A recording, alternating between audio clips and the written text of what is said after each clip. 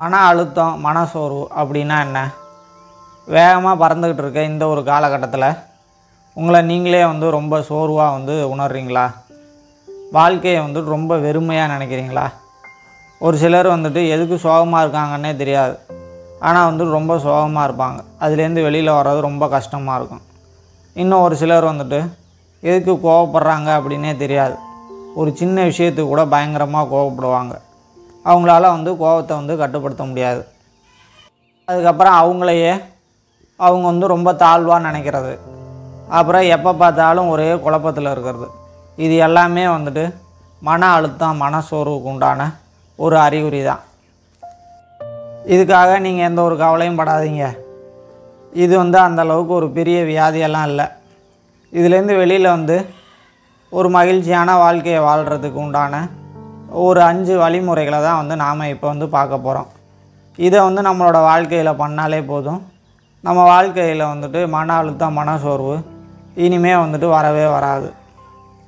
அதுக்கு முன்னாடி நம்ம சேனலை சப்ஸ்கிரைப் பண்ணாதவங்க மறக்காமல் சப்ஸ்கிரைப் பண்ணிக்கோங்க. நீங்கள் கொடுக்குற ஊக்கம்தான் எங்களையே அடுத்த கட்டத்துக்கு எடுத்துகிட்டு போகும். முதல் விஷயம், இயற்கையோட ஒன்றிணைந்து இணக்கமாக இருக்கிறது. தினமும் ஒரு 1 மணி நேரமாவது இயற்கைக்காக நேரத்தை செலவு பண்ணுங்க. அது எதுவாக வேணால் இருக்கலாம். காலையில் சூரிய உதயத்தை பார்க்குறதா இருக்கலாம், இல்லை மரங்கள் நிறைந்த பகுதியில் சுத்தமான காற்றை சுவாசிக்கிறதா இருக்கலாம், பக்கத்தில் ஏதாவது ஒரு நீரோடை இருந்துச்சுனாக்க அதை பார்த்து ரசிக்கிறதா இருக்கலாம். இந்த மாதிரி எதுவாக வேணால் இருக்கலாம். இயற்கைக்காக ஒரு 1 மணி நேரத்தை செலவு பண்ணுங்கள். முக்கால்வாசி பேர் சுற்றுலா போகிறதுக்கு எதுக்காக மலை பிரதேசங்கள், காடுகள், நீர்வீழ்ச்சிகள் இந்த மாதிரி இடத்த தேர்வு பண்ணுறாங்க அப்படின்னா, இயற்கையோட ஒன்றி அவங்க இணக்கமாக இருக்கிறப்ப அவங்களுக்குள்ளார இருக்கிற மன அழுத்தம், மனசோர்வு எல்லாமே போய் உற்சாகமாக வருவாங்க. அதனால தான் சுற்றுலா போகிறதுக்கு முக்கால்வாசி பேர் இந்த மாதிரியான ஒரு இடத்த தேர்வு பண்ணுறாங்க. ரெண்டாவது விஷயம், நம்மளோட வயிறை சுத்தமாக வச்சுக்கிறது. நம்மளுடைய குடல் இருக்குல்ல, அது 2வது மூளை அப்படின்னு சொல்லப்படுது. ஏன்னா நம்ம வயிறு சுத்தமாக இல்லை அப்படின்னா நம்மளோட மூளை சரியாக வேலை செய்யாதான், ஒரே குழப்பத்திலே இருக்குமா. இதை நாம் நிறையா நேரங்களில் உணர்ந்திருப்போம். நமக்கு வயிறில் ஏதாவது பிரச்சனை இருக்குது அப்படின்னாக்க நமக்கு சாப்பிடவும் தோணாது. எந்த ஒரு வேலையும் திருப்தியாக நடக்கவே நடக்காது. ஒரே எரிச்சலாக இருக்கிற மாதிரியே இருக்கும். அதனால் நம்மளோட குடலையும் வயிறையும் சுத்தமாக வச்சுக்கிறதுங்கிறது ரொம்ப முக்கியம். 3வது விஷயம், உடற்பயிற்சி செய்கிறது. இப்போ இருக்க நவீன உலகத்தில் எல்லாமே கணினிமயமாக்கப்பட்டுருச்சு. முக்கால்வாசி வேலைகளை கணினியிலே பார்க்குற மாதிரி ஆயிடுச்சு. அதனால் அதிகமான நேரத்தை நம்ம கணினியில் தான் செலவு பண்ணுறோம். அதனால் நம்மளோட உடல் உழைப்பு அப்படிங்கிறது நிறையவே கம்மியாயிடுச்சு. நம்மளோட உடம்புல இருந்து கொஞ்சமாவது வேர்வை வெளியில் வரணும். அப்போனா தான் நம்மளோட உடம்பு நல்லாயிருக்கும்.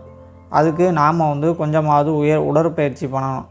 ஒரு 1 மணி நேரமாவது நாம் தினமும் உடற்பயிற்சி செய்யணும். அப்போனா தான் நம்மளோட உடம்பும் நல்லாயிருக்கும்.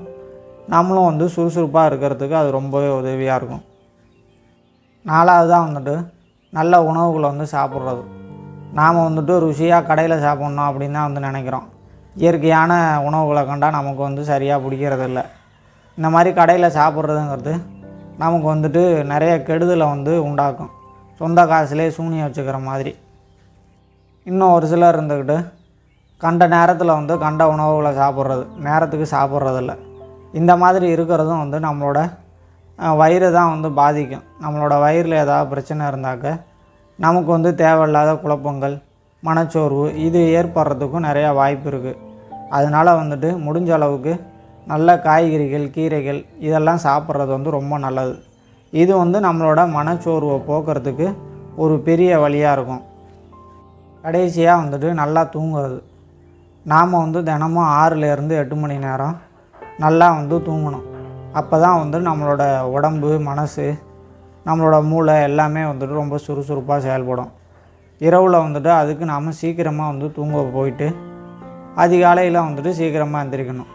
ஆனால் நாம் இதுக்கு மாறாக இரவில் ரொம்ப நேரம் கழித்து தூங்க போகிறது, அதிகாலையில் ரொம்ப தாமதமாக எந்திரிக்கிறது, இதை ஒரு பழக்கமாக வச்சுருப்போம்.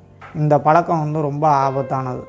அதனால் நாம் வந்து நிம்மதியாக நல்லா தூக்குனா தான் வந்து அடுத்த நாள் வந்து நம்மளால் சுறுசுறுப்பாக வந்து செயல்பட முடியும். அதனால் இரவில் வந்துட்டு சீக்கிரமே தூங்க போயிட்டு அதிகாலையில் முடிஞ்ச அளவுக்கு சீக்கிரமாக எந்திரிக்கிறதுக்கு முயற்சி பண்ணுங்கள். அதனால் வந்துட்டு நாம் ரொம்ப கடைப்பிடிக்கலை அப்படின்னாலும் இந்த ஒரு 5 விஷயங்களையாவது நாம் கடைப்பிடிக்க முயற்சி பண்ணுவோம். நம்ம மன அழுத்தத்திலேருந்தும் மனசோர்வுலேருந்து விடுபட்டு மகிழ்ச்சியாக வாழ்வோம் அப்படின்னு சொல்லிட்டு இந்த ஒரு பதிவை நான் வந்து முடிச்சுக்கிறேன். அடுத்த ஒரு நல்ல பதிவில் பார்க்கலாம். நன்றி, வணக்கம்.